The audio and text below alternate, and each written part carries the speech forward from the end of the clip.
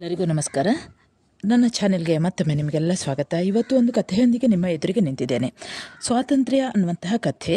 ಈ ಕಥೆ ಈಗಾಗಲೇ ತುಷಾರ ಮಾಸಪತ್ರಿಕೆಯಲ್ಲಿ ಪ್ರಕಟವಾಗಿದೆ. ಹಾಗೆ ಉಯ್ಯಾಲೆ ಅನ್ನುವಂತಹ ಕಥಾ ಸಂಕಲನದಲ್ಲಿಯೂ ಕೂಡ ಈ ಕಥೆ ಇದೆ. ಕಥೆಯ ಶೀರ್ಷಿಕೆ ಸ್ವಾತಂತ್ರ್ಯ. ನರೇಶ ನಾಡಿದ್ದು ಶುಕ್ರವಾರ ಬರಲಿರುವ ಸ್ವಾತಂತ್ರ್ಯ ದಿನಕ್ಕಾಗಿ ಸಿದ್ಧತೆಯಲ್ಲಿ ತೊಡಗಿದ್ದ. ಆಗ ತಾನೇ ಶಾಲೆಯಿಂದ ಬಂದವನು ತನ್ನ ಚೀಲವನ್ನು ಒಳಗಿಟ್ಟು ಪಿಟಿ ಮಾಸ್ಟರ್ ಹೇಳಿಕೊಟ್ಟ ಹಾಗೆ ಪ್ರಾಕ್ಟೀಸ್ ಮಾಡತೊಡಗಿದ್ದ. ಆತನ ತಂಗಿ ವಿಮಲ ತನ್ನ ಬೆರಗು ಕಣ್ಣುಗಳಿಂದ ಅವನನ್ನೇ ನೋಡುತ್ತಿದ್ದಳು. ಲೆಫ್ಟ್ ರೈಟ್, ಲೆಫ್ಟ್ ರೈಟ್ ಗಟ್ಟಿಯಾದ ದನಿಯಿಂದ ಹೇಳುತ್ತಾ ಮುಂದೆ ಮುಂದೆ ಹೋಗುತ್ತಿದ್ದ ಅಣ್ಣನನ್ನೇ ಗಮನಿಸುತ್ತಿದ್ದ ಅವಳಿಗೆ ತನಗೂ ಹಾಗೆಯೇ ಮಾಡಬೇಕೆನಿಸಿತ್ತು. ಅಣ್ಣ, ಇದನ್ನೆಲ್ಲ ನಿನಗೆ ಯಾರು ಹೇಳಿಕೊಟ್ರೋ? ತುಂಬ ಚೆನ್ನಾಗಿದೆ, ನನಗೂ ಸ್ವಲ್ಪ ಹೇಳಿಕೊಡ್ತೀಯಾ? ತಂಗಿಯ ಹೊಗಳಿಕೆಯ ಮಾತಿನಿಂದ ಉಬ್ಬಿ ಹೋದ ನರೇಶ ಹೇಳಿದ. ಶುಕ್ರವಾರ ಸ್ವಾತಂತ್ರ್ಯ ದಿನ ಅಲ್ವಾ, ಅದಕ್ಕೆ ನಮ್ಮ ಪಿಟಿ ಮಾಸ್ಟರ್ ನನ್ನನ್ನೇ ನಾಯಕನನ್ನಾಗಿ ಮಾಡಿದ್ದಾರೆ. ನಾನು ಹೇಳಿಕೊಟ್ಟ ಹಾಗೆ ಅವರೆಲ್ಲ ಕೇಳಬೇಕು. ಸ್ವಾತಂತ್ರ್ಯನಾ? ಹಾಗಂದ್ರೇನು? ವಿಮಲ ಮೊದಲ ಬಾರಿಗೆ ಆ ಪದ ಕೇಳಿದ್ದಳು. ನರೇಶನ ಬಾಯಲ್ಲಿ ಲೆಫ್ಟ್ ರೈಟ್ ನಿಂತಿದ್ದರೂ ಕಾಲುಗಳು ಮಾತ್ರ ಇನ್ನೂ ಚಲಿಸುತ್ತಲೇ ಇತ್ತು. ಸ್ವಾತಂತ್ರ್ಯ ಅಂದರೆ ನಮ್ಮ ಗಾಂಧಿ ಇದ್ದಾರಲ್ಲ, ಅವರು ತಂದದ್ದು. ಗಾಂಧಿ ಅಂದರೆ ಗಾಂಧಿ ತಾತ. ಗಾಂಧಿ ತಾತನ? ಯಾರವರು? ಹಾಗೆಂದ್ರೇನು? ಅದು ಎಲ್ಲಿತ್ತು? ಗಾಂಧಿ ಎಂದರೆ ನಮ್ಮ ದೇಶದ ಸ್ವಾತಂತ್ರ್ಯ ಹೋರಾಟಗಾರರು. ಅವರು ಬ್ರಿಟಿಷರಿಂದ ತಂದರಂತೆ. ಅವರಿಂದಲೇ ನಾವು ಸುಖವಾಗಿದ್ದೇವಂತೆ.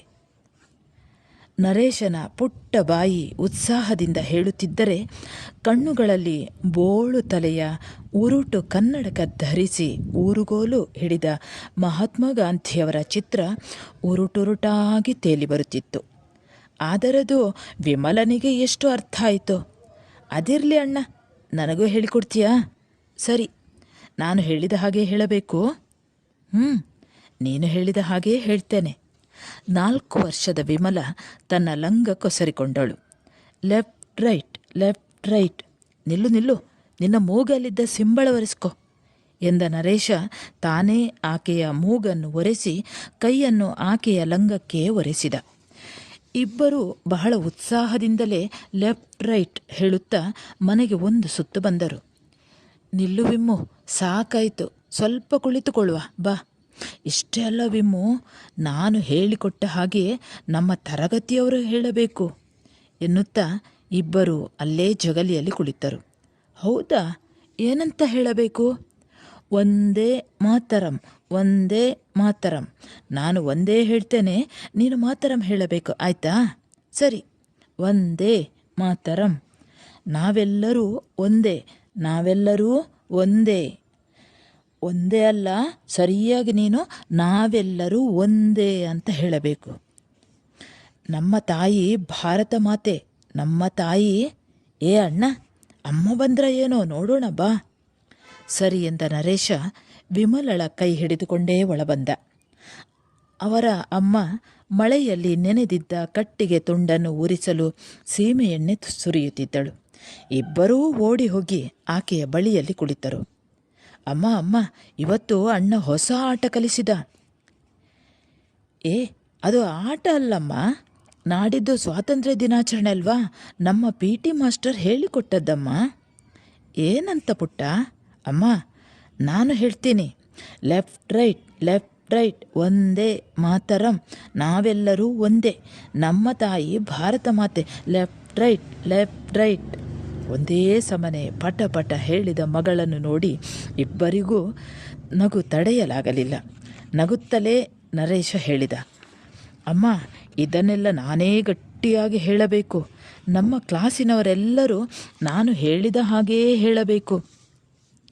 ಅಣ್ಣ, ಧಣಿಗಳ ಮಗ ಪ್ರಕಾಶ ಇದ್ದಾನಲ್ಲ, ಅವನು ನೀನು ಹೇಳಿದ ಹಾಗೆ ಹೇಳಬೇಕಾ? ಮತ್ತೆ ಅವನು ನಾನು ಹೇಳಿದ ಹಾಗೆ ಕೇಳಬೇಕು. ಹಾಗೆ ಆಗಬೇಕು, ಅವನಿಗೆ ಕೊಬ್ಬು ಬಂದಿದೆ, ಹಾಗೆ ಆಗಬೇಕು. ವಿಮ್ಮು, ದೊಡ್ಡೋರಿಗೆ ಹಾಗೆಲ್ಲ ಹೇಳಬಾರದು. ಅವರು ಕೊಟ್ಟ ಹಣದಿಂದಲೇ ಅಲ್ಲವ ನಾವು ಊಟ ಮಾಡೋದು. ಅವಳು ಮಕ್ಕಳಿಬ್ಬರಿಗೆ ಗದರಿದರೂ ಆ ಧಣಿಗಳ ಮಗನಿಗಿಂತ ತನ್ನ ಮಗ ಬುದ್ಧಿವಂತನೆಂದು ಹೆಮ್ಮೆಯೂ ಇತ್ತು. ಆದರೆ ಮಕ್ಕಳಿಗೆ ಮಾತ್ರ ಅದನ್ನು ತೋರಿಸುತ್ತಿರಲಿಲ್ಲ. ಅಮ್ಮ, ನನ್ನ ಪ್ರೋಗ್ರೆಸ್ ಕಾರ್ಡ್ ಕೊಟ್ಟಿದ್ದಾರಮ್ಮ, ನಾಳೆನೇ ಕೊಡಬೇಕು. ಆಯಿತು, ಶಾಯಿ ತಗೊಂಡು ಬಾ ಎಂದಾಗ ನರೇಶ ಶಾಯಿ ತಂದಿಟ್ಟ.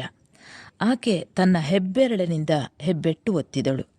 ಅದು ಆಕೆಯ ಹಣೆಯಂತೆ ಬೋಳು ಬೋಳಾಗಿತ್ತು. ಅಮ್ಮ, ನಾನು ಕ್ಲಾಸಲ್ಲಿ 2ನೇಯವನು.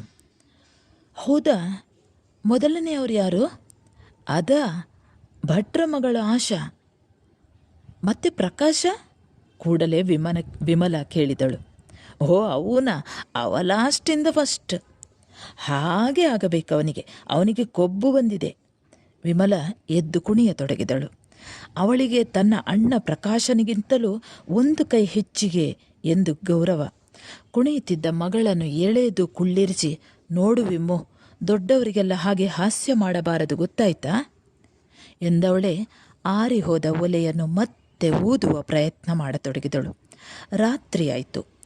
ಊಟ ಮಾಡಿ ಮಲಗಿದ ನರೇಶನಿಗೆ ಕನಸ ತುಂಬ ಗಾಂಧೀಜಿ ತಂದುಕೊಟ್ಟ ಸ್ವಾತಂತ್ರ್ಯದ ತ್ರಿವರ್ಣ ಧ್ವಜ ಮೇಲೆ ಮೇಲೆ ಹಾರಾಡಿದಂತೆ, ಬಣ್ಣ ಬಣ್ಣದ ಹೂಗಳು ತನ್ನ ಮೇಲೆ ಸುರಿದಂತೆ ಕನಸು. ತಾನು ಸೆಲ್ಯೂಟ್ ಹೊಡೆದಂತೆ, ಹೀಗೆ ಏನೇನೋ ಕನಸುಗಳು. ಮರುದಿನ ಗುರುವಾರ. ಅಂದು ಮಧ್ಯಾಹ್ನವೂ ಪ್ರಾಕ್ಟೀಸ್ ನಡೆಯಿತು. ನರೇಶ ತನ್ನ ತರಗತಿಯ ಸಾಲುಗಟ್ಟಿದ ವಿದ್ಯಾರ್ಥಿಗಳಿಗೆ ಮುಖ ಮಾಡಿ ನಿಂತಿದ್ದ. PT ಮಾಸ್ಟರ್ ಹೇಳಿದ ಮಾತುಗಳನ್ನು ಚಾಚೂ ತಪ್ಪದೆ ಮಾಡುತ್ತಿದ್ದ. ಅವರಿಗೂ ಅಷ್ಟೇ. ಕಡು ಬಡತನದಲ್ಲಿದ್ದರೂ ಅವನಲ್ಲಿರುವ ಪ್ರತಿಭೆಗೆ ಬೆರಗಾಗಿದ್ದರು. ಏ ನರೇಶ, ನಾಳೆ ನಿನ್ನ ತರಗತಿಯ ಮಕ್ಕಳನ್ನು ನೀನೇ ಗಮನಿಸಬೇಕು. ನಾಳೆ ದೊಡ್ಡ ದೊಡ್ಡ ಅಧಿಕಾರಿಗಳು ಬರುತ್ತಾರೆ. ಅವರ ಎದುರಿಗೆ ಶಿಸ್ತಲ್ಲಿ ಇರಬೇಕು, ತಿಳಿತಾ? ನಾಳೆ ಬೆಳಿಗ್ಗೆ 8 ಗಂಟೆಗೆ ಶಾಲೆಯಲ್ಲಿರಬೇಕು. ಹೊಸ ಯೂನಿಫಾರಂ ಇದ್ದವರು ಹಾಕಬಹುದು, ಇಲ್ಲದಿದ್ದವರು ನಿಮ್ಮ ಹಳೆಯ ಯೂನಿಫಾರಮನ್ನೇ ಹಾಕಬೇಕು. ಎಲ್ಲ ಮುಗಿದ ಮೇಲೆ ಸಿಹಿ ತಿಂಡಿ ಹಂಚುತ್ತಾರೆ, ಆಗ ಗಲಾಟೆ ಮಾಡಕೂಡದು. ನರೇಶ ಹೇಳಿಕೊಟ್ಟ ಹಾಗೆಯೇ ಕೇಳಬೇಕು. ಏಯ್ ಪ್ರಕಾಶ, ನೀನು ಕೂಡ ನರೇಶ ಹೇಳಿಕೊಟ್ಟಂತೆ ಹೇಳಬೇಕು, ತಿಳಿತ ಮಕ್ಕಳೇ? ನರೇಶ, ಇನ್ನೊಮ್ಮೆ ತಿರುಗಿ ಹೇಳು. ಒಂದೇ ಮಾತರಂ. ಸರಿ ಮಕ್ಕಳೇ, ನೀವೆಲ್ಲ ಈಗ ನಿಮ್ಮ ನಿಮ್ಮ ಮನೆಗೆ ಹೋಗಿ.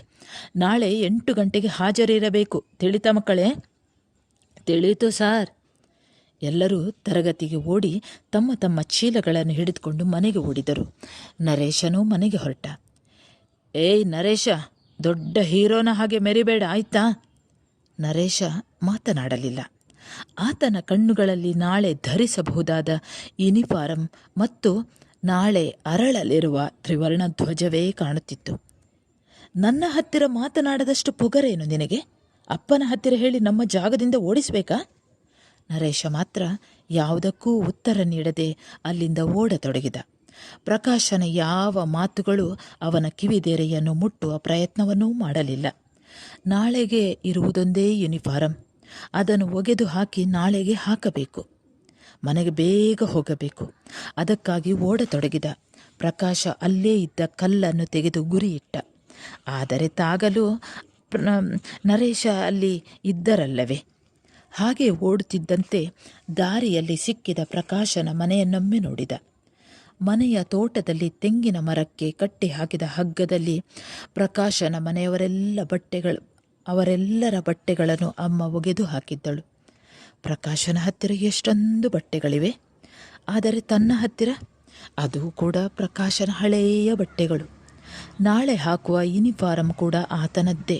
ಪಾಪ, ಅಮ್ಮನಿಗೆ ಸುಸ್ತಾಗಿರಬಹುದು, ಆದ್ದರಿಂದ ನಾನೇ ಒಗೆಯುತ್ತೇನೆ ಎಂದುಕೊಂಡವನೇ ಅಲ್ಲೇ ಸ್ವಲ್ಪ ದೂರದಲ್ಲಿದ್ದ ಮನೆಯನ್ನು ಮುಟ್ಟಿದ. ಬಾಗಿಲಲ್ಲಿ ವಿಮ್ಮು ಎದುರಾದಳು. ಬೆನ್ನಿನ ಮೇಲಿದ್ದ ಬ್ಯಾಗನ್ನು ತೆಗೆದಿಟ್ಟ. ಅಣ್ಣ, ಒಂದೇ ಮಾತರ ಆಟ ಆಡೋಣವಾ?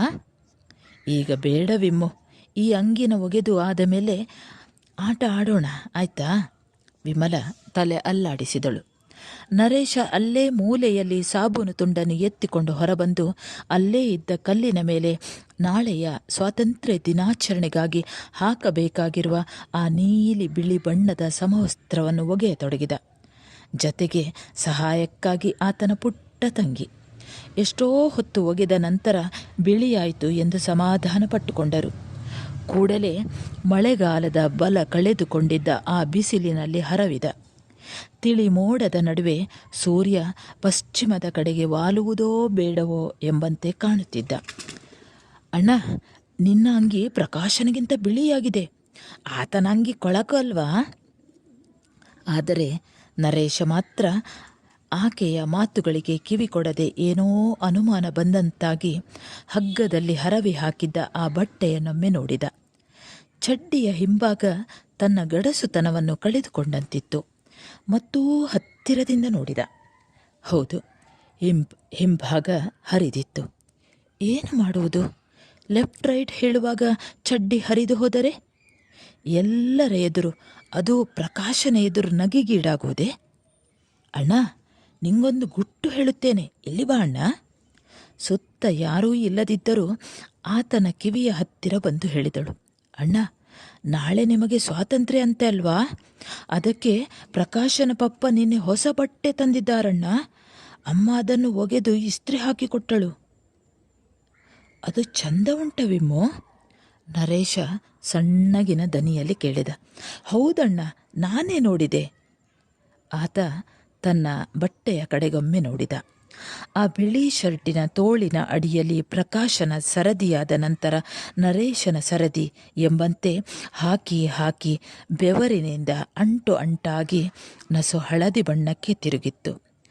ನಾಳೆಯ ಸ್ವಾತಂತ್ರ್ಯ ದಿನದ ಉತ್ಸಾಹ ಯಾಕೋ ಪಡುವಣದ ಕಡೆಗೆ ವಾಲುತ್ತಿರುವ ಸೂರ್ಯನಂತೆ ಬಣ್ಣ ಬದಲಾದರೂ ಮುಳುಗಿ ಹೋಗುವ ಬೇಸರ ಬಸಿಯುವಂತಿತ್ತು. ಅಣ್ಣ, ಪ್ರಕಾಶನ ಅಂಗಿಗೆ ಟೈ ಕೂಡ ತಂದಿದ್ದಾರೆ. ಆದರೆ ನರೇಶನಿಗೆ ಆಕೆಯ ಯಾವ ಮಾತುಗಳು ಕಿವಿಗೆ ಬೀಳುತ್ತಲೇ ಇಲ್ಲ.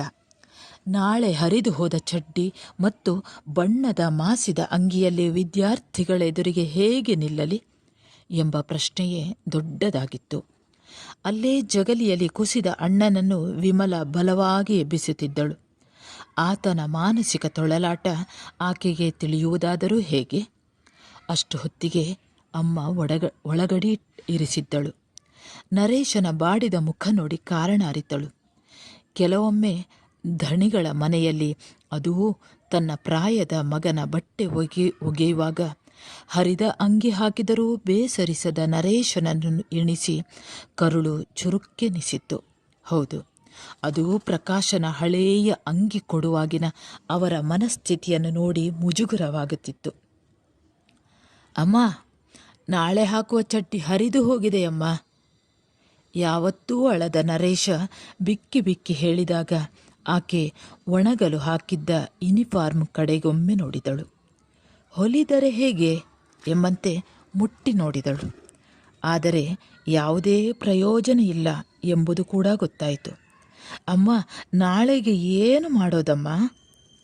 ಅಳುಮುಖದಲ್ಲಿ ಆತ ಕೇಳುವಾಗ, ವಿಮ್ಮು, ಪ್ರಕಾಶನ ಹತ್ತಿರ ಅಷ್ಟೊಂದು ಬಟ್ಟೆಗಳಿವೆಯಲ್ಲ, ಒಂದು ತಗೊಂಡು ಬಾರಮ್ಮ.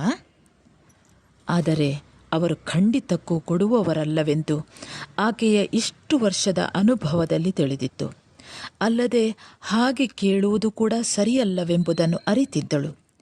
ಯೋಚಿಸಿದಷ್ಟು ಸಮಸ್ಯೆ ಬಗೆಹರಿಯದೇ ಇದ್ದುದನ್ನು ಕಂಡ ಸೂರ್ಯ, ನಿಶೆಯ ಸರದಿ ಮುಂದಿನದು ಎಂಬಂತೆ ಮಾಯವಾಗಿ ಬಿಟ್ಟ.